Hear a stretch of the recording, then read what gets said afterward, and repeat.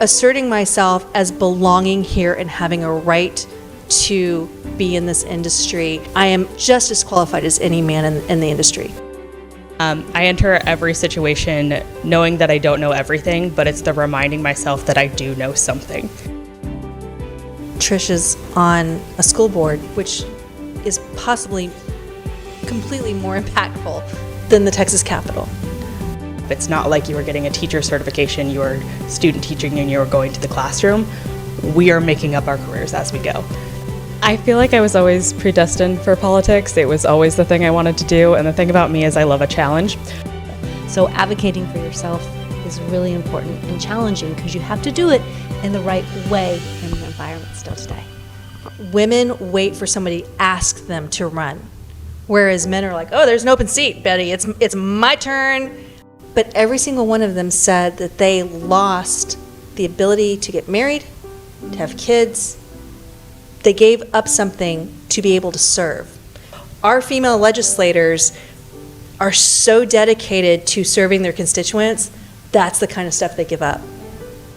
You need other women in your court to be able to go, yeah, I did that, and that didn't work so well for me, but you can still do it again, right? You need to have each other's back.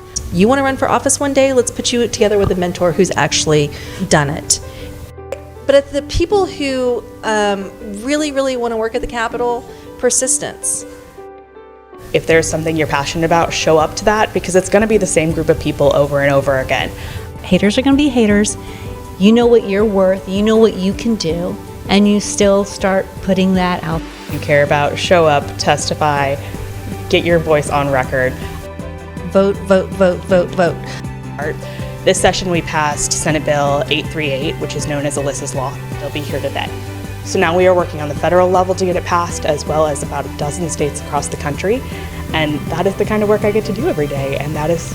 It takes sometimes 3 sessions to get a bill passed. That doesn't mean that you give up and you stop.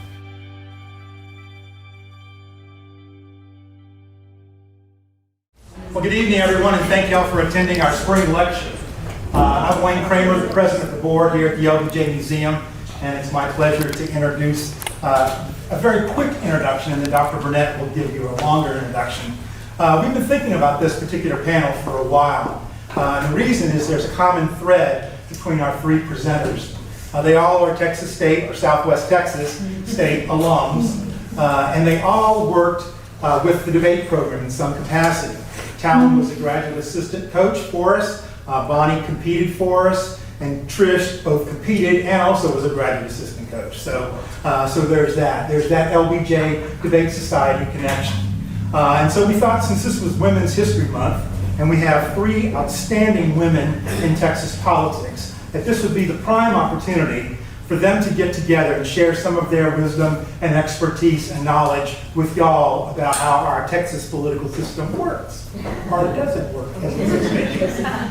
Our moderator for this evening is Dr. Burnette. Ann is also a member of the board here at the LBJ Museum. She's a Piper professor. She's won just about every teaching award that there is at Texas State. And so I'll just throw it over to her to introduce our panelists and to open the discussion. All right, thank you. All right, very good.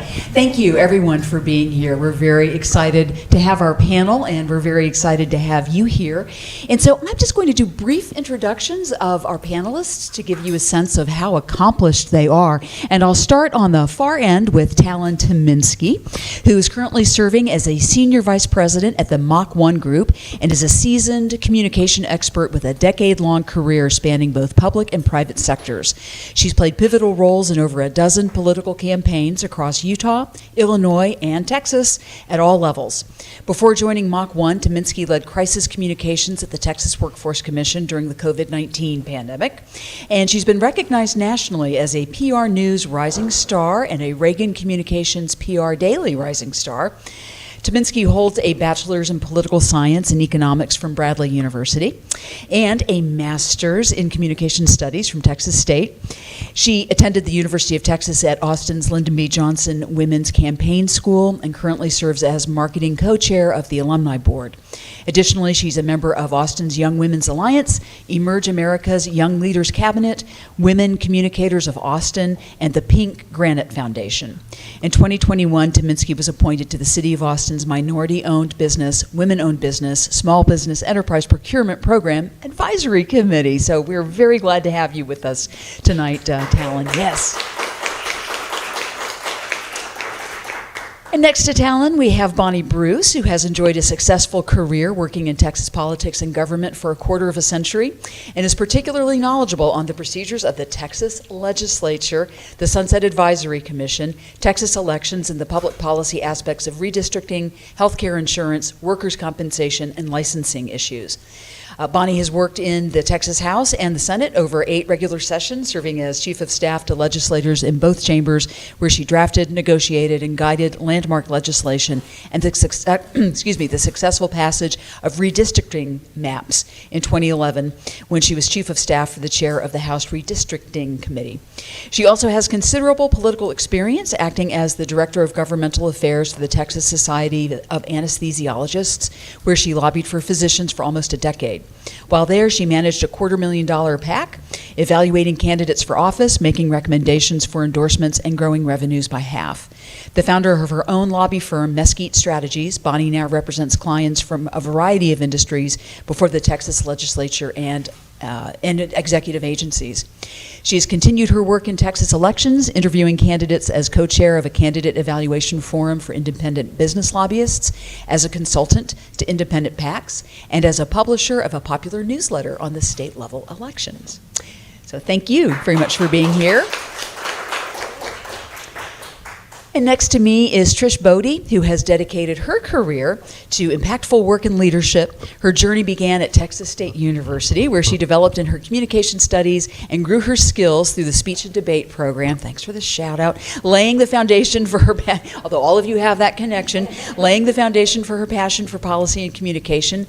Since 2006, she has applied her expertise working in corporate communication at Hilco Partners, a top lobbying and consulting firm. Trish's commitment to education continues in her service as an elected school board trustee in Leander ISD since 2015, including serving as board president from 2019 to 2023. Her leadership roles extend to the Central Texas School Board Association, where she currently serves as president, and Trustees United, a movement advocating for public education and necessary funding. Recognizing the importance of fostering female leadership, Trish graduated from the Texas LBJ Women Campaign School in 2022 with a vision for empowering women to seek positions of leadership and service. Her academic achievements include a BA and MA in Communication Studies from Texas State University. But beyond her professional endeavors, Trish's personal life is equally fulfilling. Her daughter, Bree, in fact, is with us tonight. Hi, Bree. We're so glad you're here. She finds joy in traveling, reading books, and listening to podcasts, and is guided by her family's mission to have the courage to pursue a fulfilling life. So thank you very much for being here tonight. What we thought we would do is ask the panel some questions that all of you can answer, and if this develops into a conversation where you want to respond to what somebody else has said, we encourage that. We want to hear about your experiences and your perceptions and what you want us to know about women in Texas politics. And I've got some questions that will guide us, and then after we've done that for a bit, we'll open up the session for questions from the audience. So I'd like for everyone to start by talking a little bit about what you want us to know about yourselves and how you got to this place in your career. I've given your bio, but we know that the good stories are what we want to hear. Any of you stars.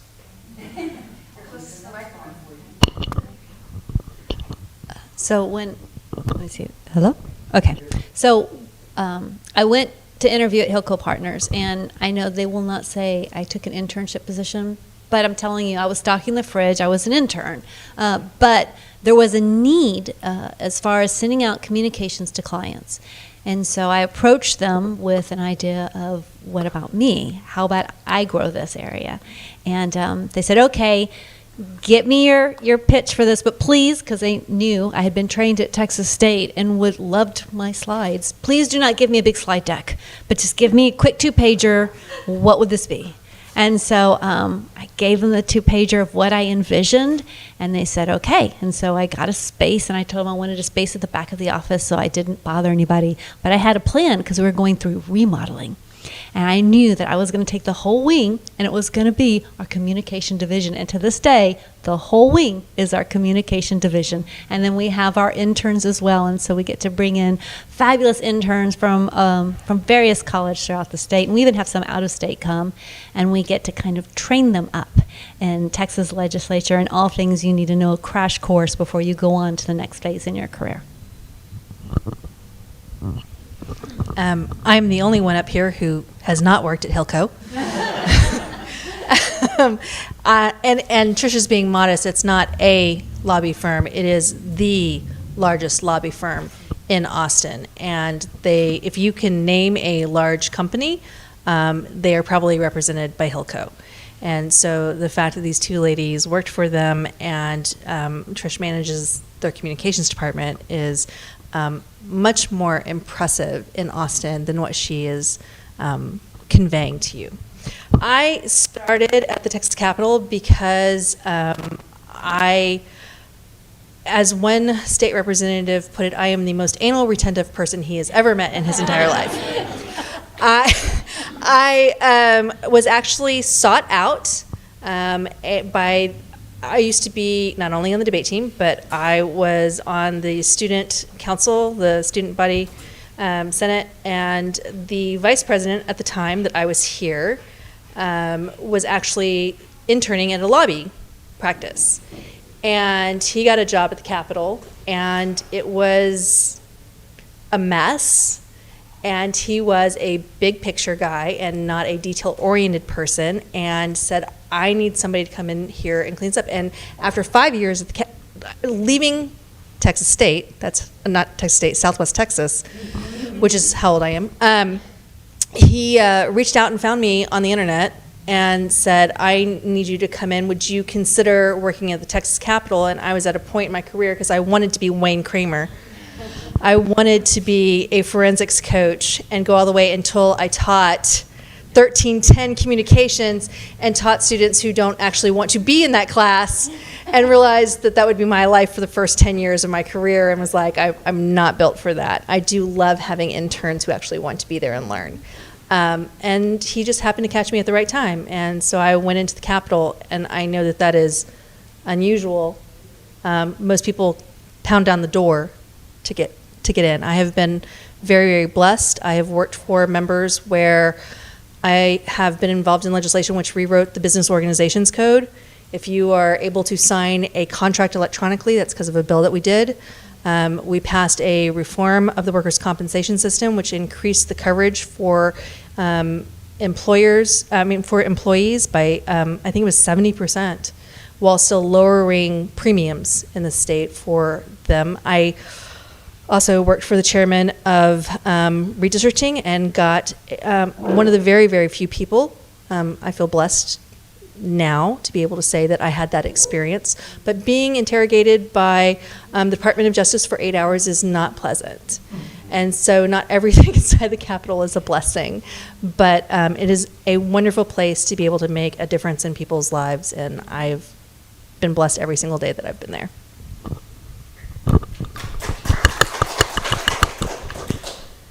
I feel like I was always predestined for politics. It was always the thing I wanted to do, and the thing about me is I love a challenge. So in high school, my sister told me I was too shy to debate, so that was my challenge, so I decided to take debate and be good at it. So then in undergrad, I continued that, and I just knew that I wanted to somehow find a way to merge comms and politics. That was what I wanted to do. And I got to be one of the lucky interns under Trish, so I learned everything I needed to know from her, which is awesome. And then I worked for the Texas Workforce Commission in 2020, in which I was asked if I wanted a task force. And I now know you never take a task force. That is not something you should do, because it was COVID. I got to respond to everything that was going on with COVID. In fact, the day we got sent home, our social media girl went on maternity leave, so I also got all of the social media for the Texas Workforce Commission and the 1.5 million unemployed Texans. I learned a lot. It was a crash course in crisis communications, and I knew I wanted to do more of that, but I knew I was really burnt out. So I found the Mach 1 group, and we are very unique in that we are not lobbyists. We don't lobby. We have no intention of lobbying. We never want to register. But we're friends with lobbyists. We support them. We do all the comms for them, and we basically take the public opinion side of it and support their efforts. So I want to brag about something we did this session because it is near and dear to my heart. This session we passed Senate Bill 838, which is known as Alyssa's Law. Alyssa Al-Hadef was one of the victims of Marjorie Stoneman Douglas. Her mom, Lori Al-Hadef, started Make Our Schools Safe. Their goal is to pass Alyssa's Law throughout the country. We passed it here in Texas, and it requires silent panic alarm technology in all classrooms in the state. Essentially, in the Marjorie Stoneman Douglas shooting, no one called the police for over 45 minutes. Because of that, Alyssa bled out. Had it been called earlier, she would still be here today. So now we are working on the federal level to get it passed, as well as about a dozen states across the country. And that is the kind of work I get to do every day, and that is what I love to do. So that's it.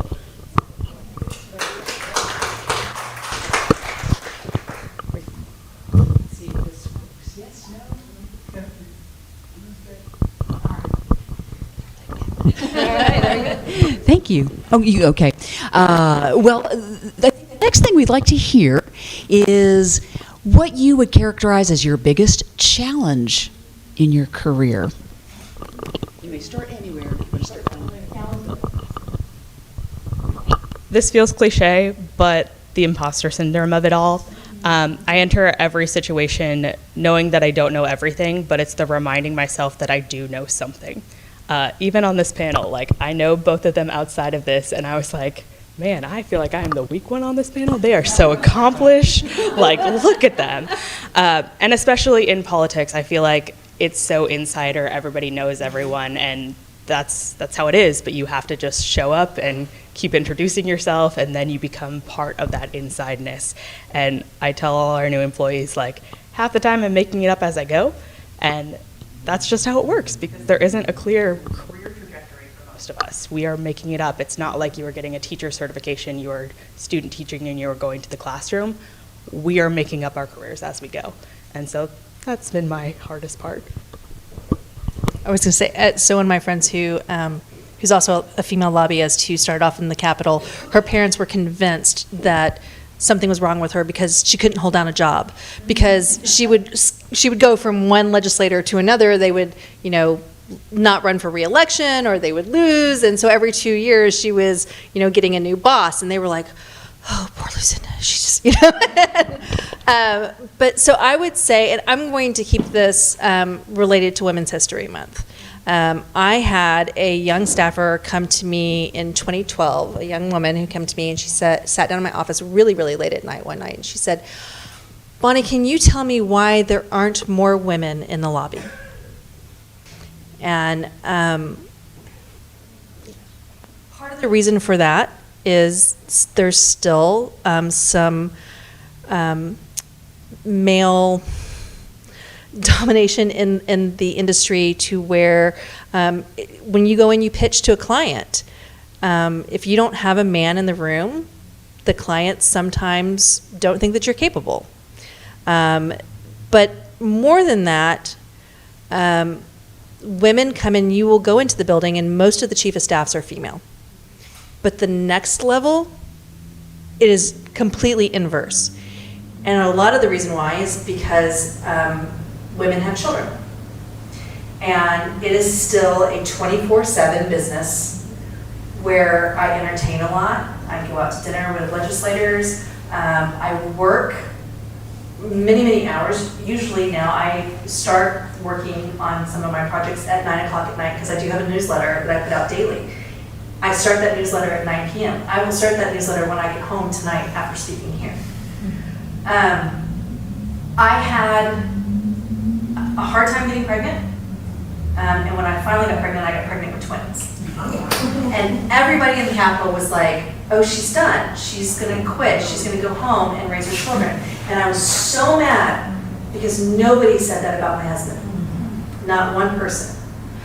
But I will not discount the fact that it's hard. It is really, really hard. And there are a lot of women who will have stellar careers in the Capitol and then leave to go to a state agency where they have normal, regular hours and they have regular insurance and benefits that benefit their family. And this is something that my mother fought when she was, a professional, and is something that still happens. So in relationship to Women's History Month, I will say that probably the most challenging thing for me, also in the imposter syndrome, is just asserting myself as belonging here and having a right to be in this industry. And I am just as qualified as any man in the industry.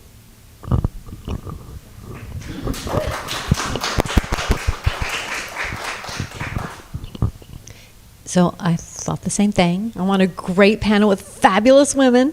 And what am I doing here?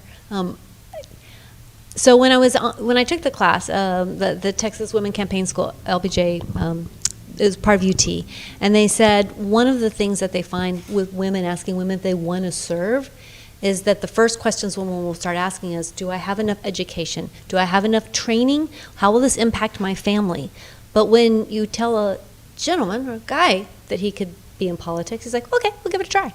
And it is an interesting dynamic that is, on average, I'm sure there are exceptions to the rule, but that on average dynamic really does impact when you go in then to work, that same type of mentality in politics. When you're on a school board, I was on a school board for a while where there were more men than women.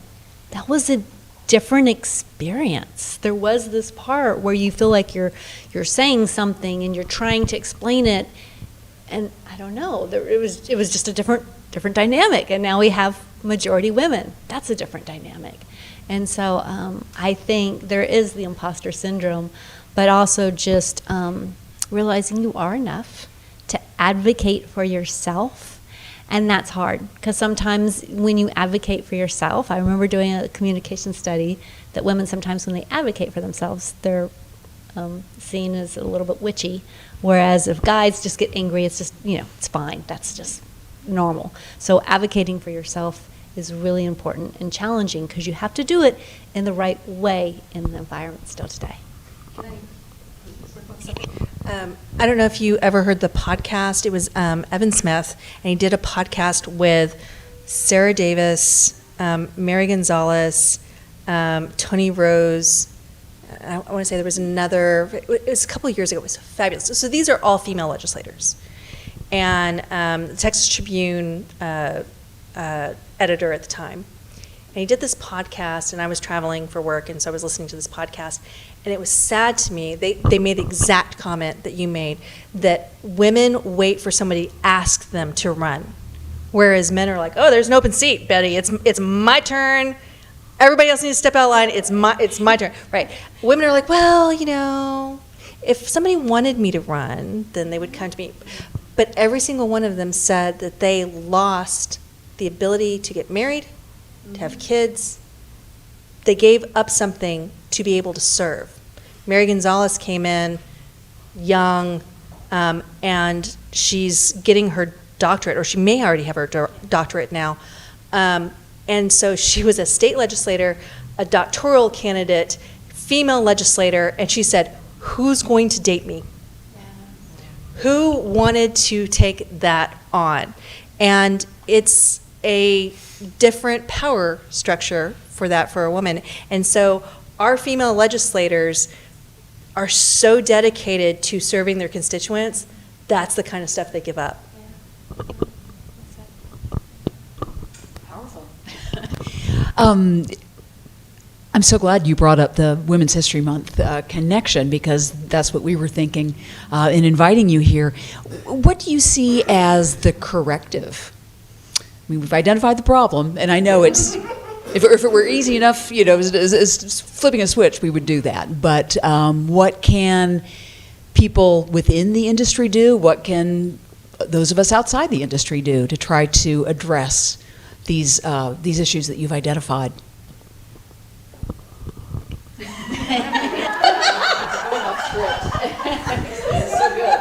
Well, great. I was just thinking about this on the way over. No.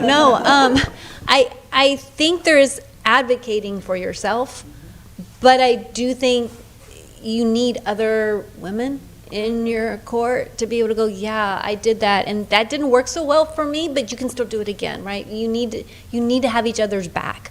I remember telling my daughter when she was a lifeguard, if you want to go for another position, you're going to have to advocate for it. And she advocated for a manager position. She had to ask for it. They didn't offer it to her. She asked for it and she got it, right? And so you do need to advocate for yourself, but you need people in your corner who can, when you have your angry tears, will tell you you're not being overly emotional, and it's okay to have angry tears, because I have angry tears. Angry tears don't mean that, I'm soft. No, it means I'm very mad at you and I can't say all the words I want to say right now, right? And so you need people in your corner that you can go talk to that will back you up and help you continue to advocate for yourself. And you need people in your corner to advocate for you too. Like she just did when she was and she works at a top firm. She advocated for me. I don't want to jump on Talan's, but she's, I can't remember what position you have, but with Pink Granite. This is a new organization that was started by a friend of mine, Amy Whited, 3 sessions ago, maybe, and has grown leaps and bounds. But it is an organization by women inside the Texas Capitol. It has programming. It puts out awards, but what I think one of the most fabulous thing it does is connects mentors of young women who want to work into the Capitol with women who are in the Capitol or women who are elected officials. You want to run for office one day? Let's put you together with a mentor who's actually done it.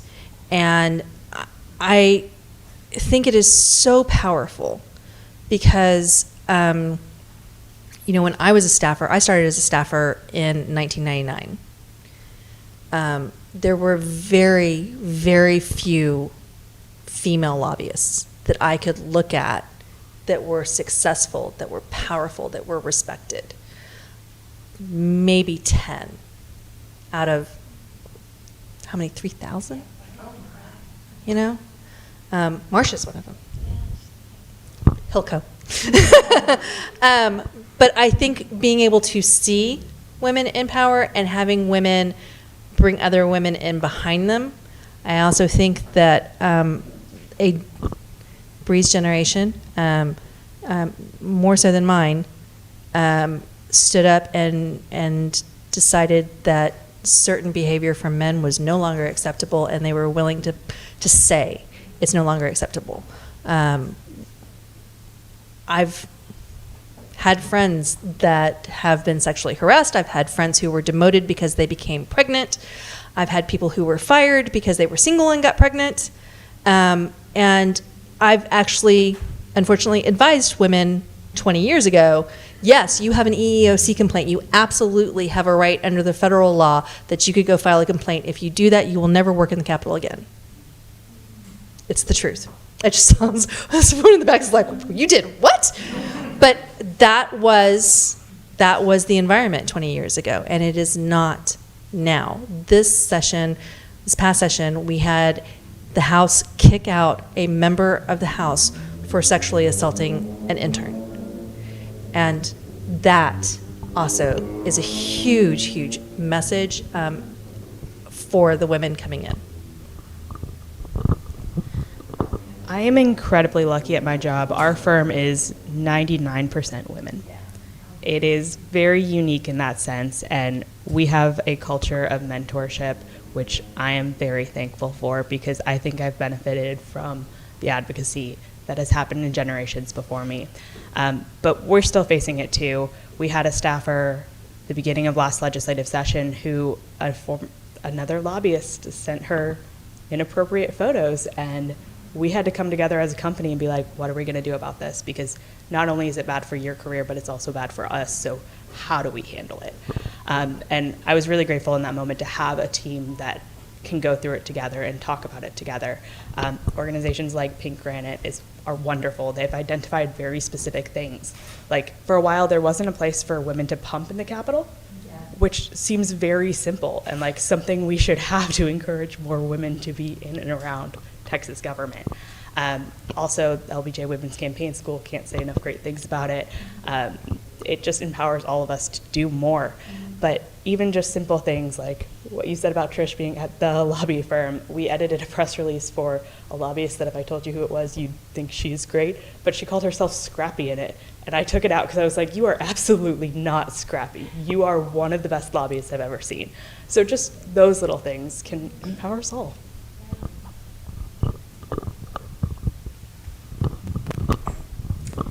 Well, this communication professor likes hearing about the importance of language. We need to be thoughtful about our language and make sure that it conveys what it is we want to convey. So thank you so much for sharing all those experiences. You three are on the inside of what's going on politically in the state of Texas. And I have two questions for you. One is, for people who want to get involved, in fact, I'll just do one at a time. For people who want to get involved, perhaps particularly women, how would you recommend that they do that? That they, if they have this interest in politics, Talan, you talked about it as like that's something you always knew you wanted to do. Are there sort of first steps that they can take? So I hire interns. So internships, working at the Capitol is an internship. Those are all great basic first steps. I also think finding your mentor, you mentioned that, and I think a mentor who's walked that, gone a while in their shoes, find out what worked and what didn't work and how you can improve. I think there's probably more, but I'll let some of these ladies answer that. Well, I would say the Capitol is not the only place where government happens. Trish is on a school board, which is possibly completely more impactful than the Texas Capitol. Training my children to read, making sure that they have the skills necessary to go out into the world and be successful is incredibly important. Everybody, the kids that I normally run into, they're graduates of the LBJ school or something, and they come in, and number one, they're like, I want to make $150,000, and I don't want to answer the phone, and I don't want to file, and I'm like, you don't want to work at the Capitol. We are public servants, and we do not make that. But the people who really, really want to work at the Capitol, persistence. The people who went and did 300 copies of their resume and just every single week would walk around to the same offices. Hi, I'm back again. I'm really interested. Like, any job you want, advocate for yourself. You're eventually going to wear somebody down, right?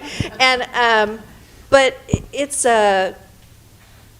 finding somebody who will take you under your wing and mentor you and get you in the door is, but you got to be there and you got to advocate for yourself in order to do that, right?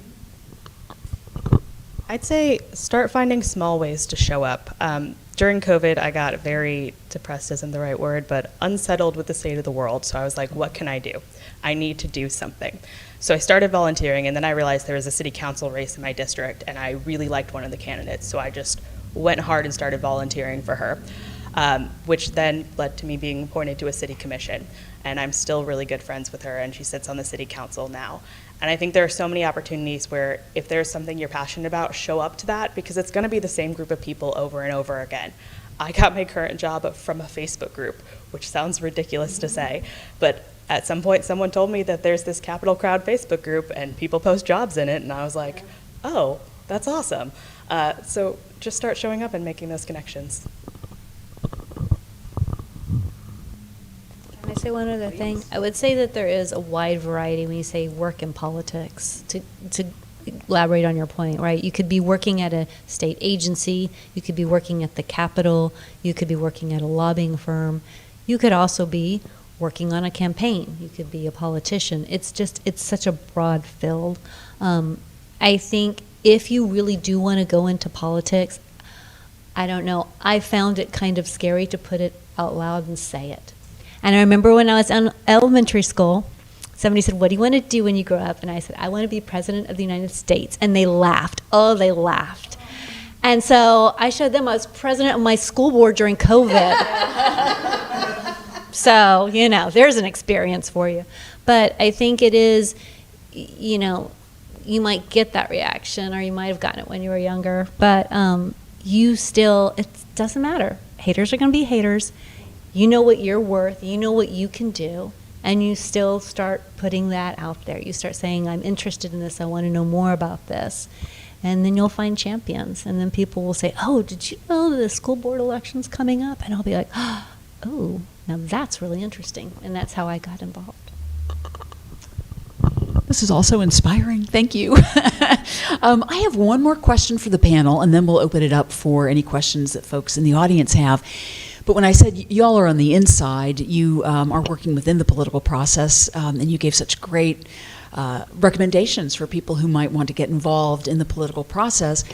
My second question is, how can those of us who are not involved as people who are employed within the political process, but we're citizens and we're concerned, given your perspective as folks who have worked for lobbying organizations or have done communications for various institutions, what is the best way for citizens to make themselves heard? I love this question so much. I think they might both roll their eyes at me because it's going to make meetings longer, but show up and testify. That's a really easy one. If there is an issue you care about, show up, testify, get your voice on record. I would also say post about things online. Part of what I do is find people from media to talk to about certain issues, and I go deep online. I go in the Twitter sphere, I go in Reddit to find people who will be advocates. So if you are making your voice heard, someone is going to find you. Even if it's just like an organization out there that you can say, hey, I want to support you somehow, you'll be able to make your voice heard through them. Vote. Number one, vote. But outside of that, I will tell you a secret on how the Texas legislature works. There is software for every single legislator to track constituent correspondence. They know when you call, are you a constituent? Are you not a constituent? My boss used to be, at one point, the chair of state affairs, abortion, illegal immigration, oil and gas, huge committee, lots of hot button controversial issues. We used to get phone calls all the time. In fact, when my boss got named chair, the previous chief of staff for the chairman told me, find somebody with thick skin to answer the phone and carry a gun. We got so many death threats that session that I literally wouldn't tell anybody where my children went to daycare, and we had DPS posted outside our office at least, once a week or so. But I would have people call me and say, as a constituent, blah, blah, blah, and I was like, oh, you live in our district. What's your address? Well, I don't live in your district, but I am a citizen of Texas. And on a very, very controversial bill, if I had 10 members of my boss's district call me, that was a lot. And I flagged every single bill to let him know when a constituent called, when a constituent wrote us. He knew how many constituents called, whether they were for or whether they were against, and what their reasonings were. Every single bill that hit the floor or in front of him in committee. And I know people think my vote doesn't matter, my call doesn't matter, my letter doesn't matter. I'm telling you, these people know when their constituents are upset about something. So on the school board, we get emails when we're doing things like zoning or hazardous routes. There's all sorts of issues out there. And then the question is, well, I sent a letter and y'all didn't do exactly what I wanted. And so I get that firsthand experience of like, yes, I know you sent a letter. It did make a difference. Did I write back to all 150 parents? I didn't write back to all of them because we did a school district and you're doing all of this thing. So just because somebody doesn't tell you your voice made a difference, no, it does. It really does. You just should know that. You're making a difference. And just because they don't do exactly what you say doesn't mean that all your work was for naught. We have so many parents that we get excited about going up to the Capitol to talk about what's going on in their public education, and they say, oh, the bill I wanted didn't pass. Well, it takes sometimes 3 sessions to get a bill passed. That doesn't mean that you give up and you stop. Your voice is important, and it is for the long haul. And I guess if you're thinking, I want it to work a certain way, maybe shift your paradigm a bit and say, okay, what is the small step? Can I put my voice in here? Is there somebody I know who can tell me, like, did that work? Can I talk to a staffer? Did they actually get my information? Okay, great, so now I know this. And I'm also working on following up with my constituents, even though there's 150, to let them know, yes, your voice makes a difference. And it does. And every time there's a vote, whether you've got primaries, you've got runoffs, you've got your locals, getting your voice out there is so important. And so if it's not just your vote, it's getting the voice of younger people too. So I remember when I was doing the campaign school and they said, okay, know who your target population is, and then they tell you who your target population is. Y'all know who target population is, right? It's your older community. Those are the individuals who go vote. College kids don't. So guess what? You're not supposed to be spending your campaign dollars on college students. If you really want to spend your campaign dollars wisely, you're going to focus on the people who are actually going to go to the polls. So we have got to get our younger community out there voting so we have all of our voices talking about how we want to work together. Oh, yeah, I know, it's so inspiring. Was there anything else that anybody wanted to add or respond to? Go take donuts to your local district office. Ooh, that's a good one. Always good. Tacos. You want to go meet their staff? Like, just drop in with donuts, man. They'll remember you. Excellent takeaway. What questions do we have from the audience?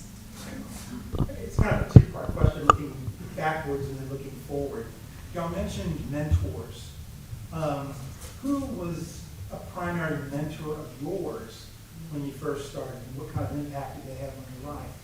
And then looking forward, Texas State, our alma mater, talks about hopes and aspirations high. Heard a lot about that this year. But what's next for you? I'll answer the mentor one first because it's an easy one. Since you asked the question, it's you, Wayne. Yeah. No.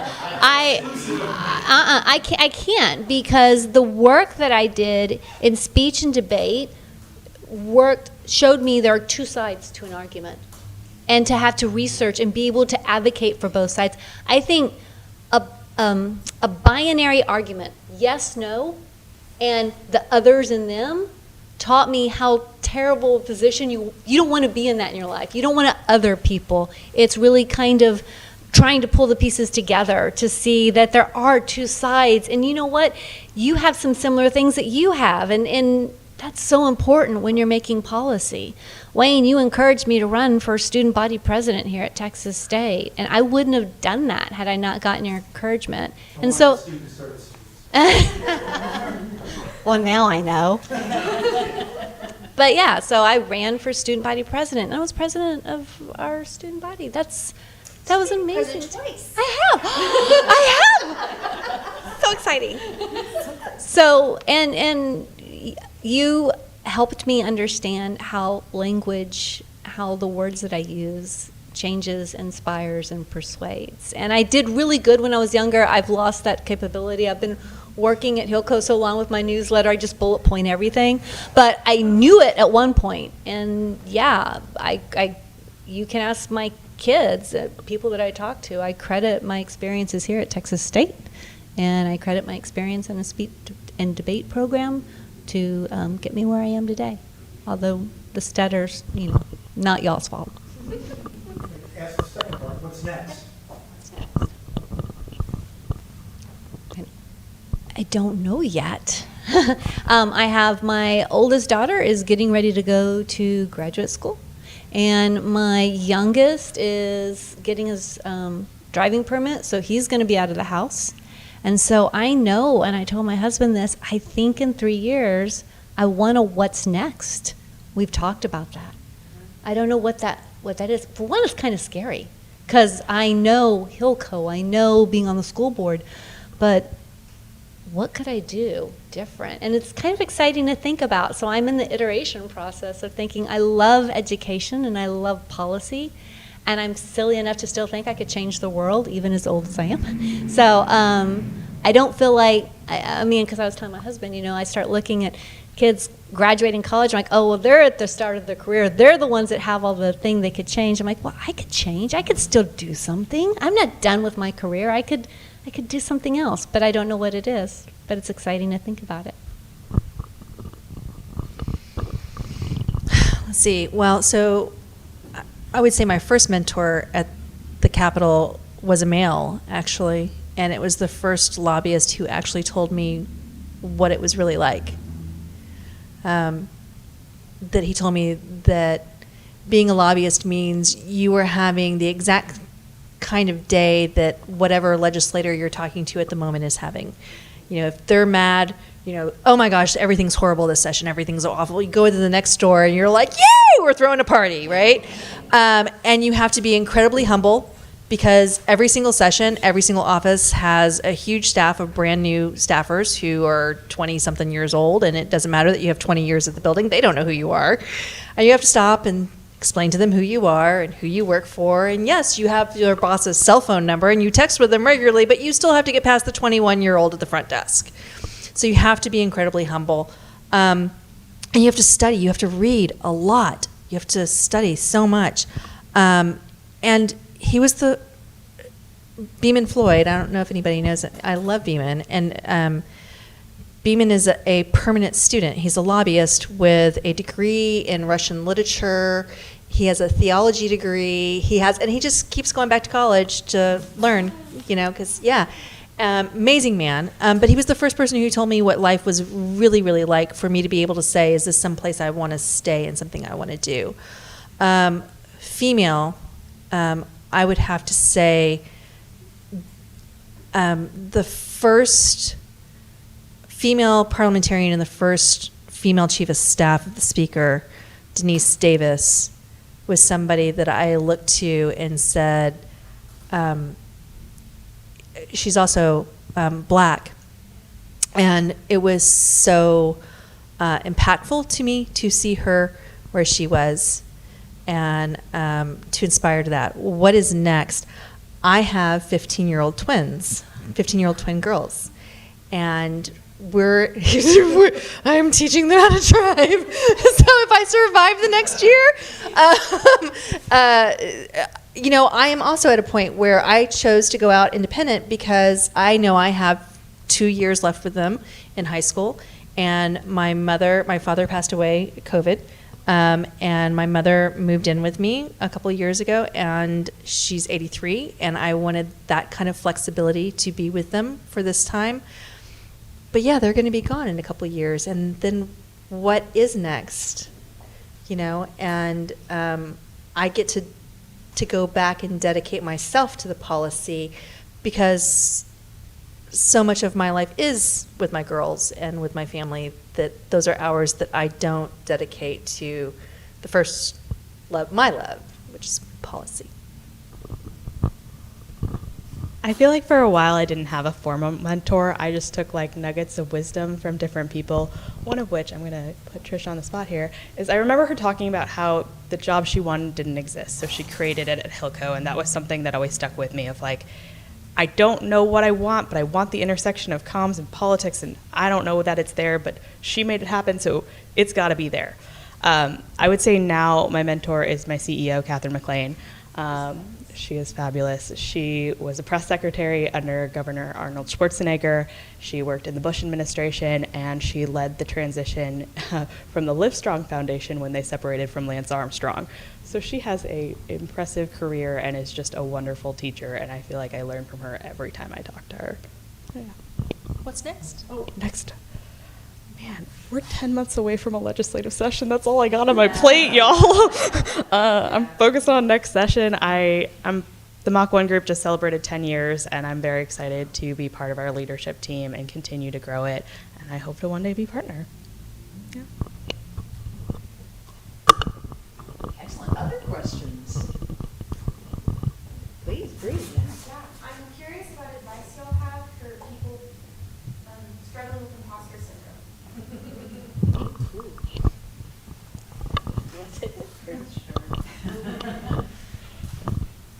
I know that I have good instincts and can problem solve. That is what I know about myself. So even if I feel like I am not the best person in the room, the most qualified person in the room, I trust myself to do that, and that's what I focus on. Is like, I know I can get it done and figure it out, and that's my reassurance whenever that comes up. I'm friends with a vice chancellor of the UT system who's a female. And when she first got the job, she said, I keep waiting for them to come in and tell me, oh, yeah, we made a mistake.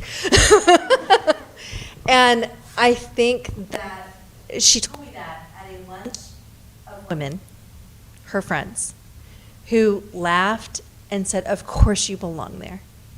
And that's the only thing you can do with the imposter system. Study hard, know that you belong there, and have friends who will tell you, of course you belong there.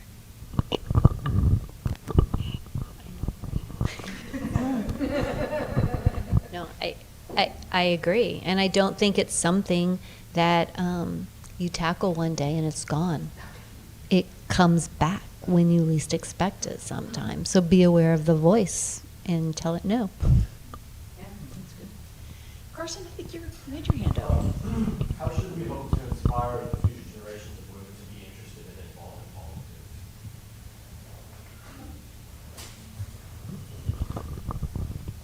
I think asking them is a good start. Reaching out, telling them you should try for this or you should do that, empowering them. We talk about, my husband is also, he's an energy consultant, and so he's also in the sphere. We talk about it at dinner. We have family dinners every single night, and we don't exclude our children from conversations about the world, and we talk to them about what's going on. And so, yeah, it's very, that sometimes leads to my children going to school and saying things that probably they shouldn't. We had a incident recently with our state senator. His son got involved in some things, and my children just happened to be having a sex education about sexting class, and my children were like, "Oh, hey, Gina," and I'm like, "Oh man," but you know, I mean, our kids can talk to you about policy. Our kids can talk to you about where Ukraine is on the map. They can go and point it out. Because these are conversations that we have not just in front of them, which is important, but with them. I have so much hope for the next generation. I feel like they are already starting at a place where my generation wasn't at all. I was reading something about the TikTok ban that's going on, and staffers who keep getting calls from like elementary school kids that are like, what is a Congress? Don't take away my TikTok. And so there is this enthusiasm there, and I think part of it is up to us to show them that you can be unapologetically yourself and still work in this domain, right? You can have kids and still work here. Because I think that's something that wasn't modeled before and has detracted so many women from being in this space. So I think it's a combination of the two. It's them doing what they're doing and us showing them that they can. I think we've got time for one more. Please. Being that politics is so demanding, how How do you deal with burnout? Mostly asking because I need advice.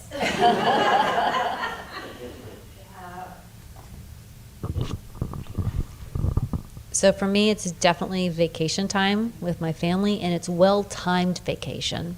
So it needs to be in the right spot of the schedule that I know I'm going to be able to get maximum benefit out of it, and to make sure I'm gone long enough and really unplug. And that was hard because I didn't unplug well the first few times I did a vacation, and I went to Disney World with the kids, and it was so much fun.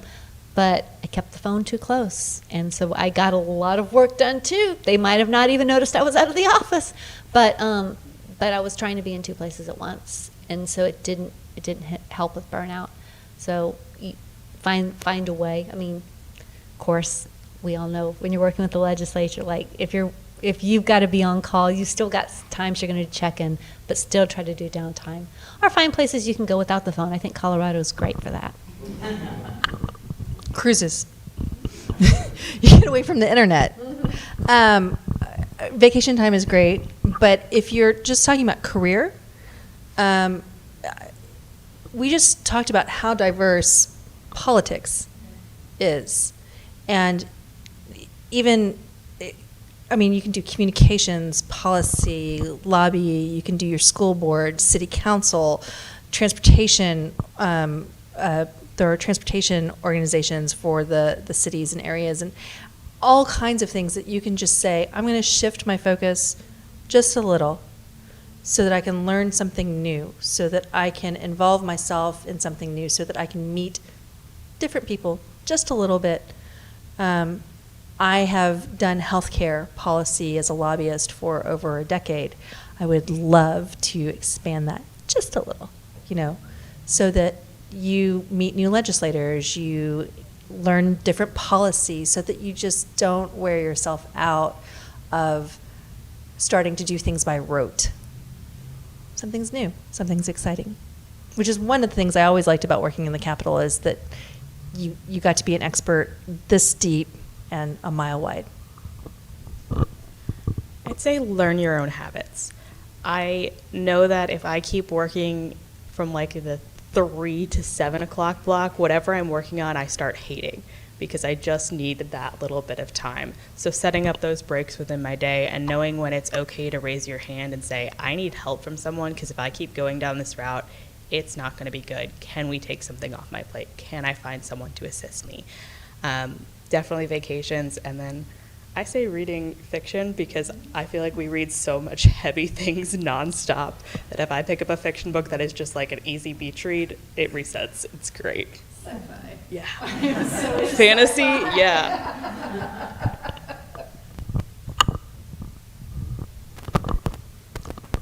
Well, again, I want to thank all of our panelists. You have really educated and inspired us. So thank you so much for sharing your experience and your wisdom, and thank all of you for being here and these wonderful questions. So join me, please, one more time in thanking our panelists.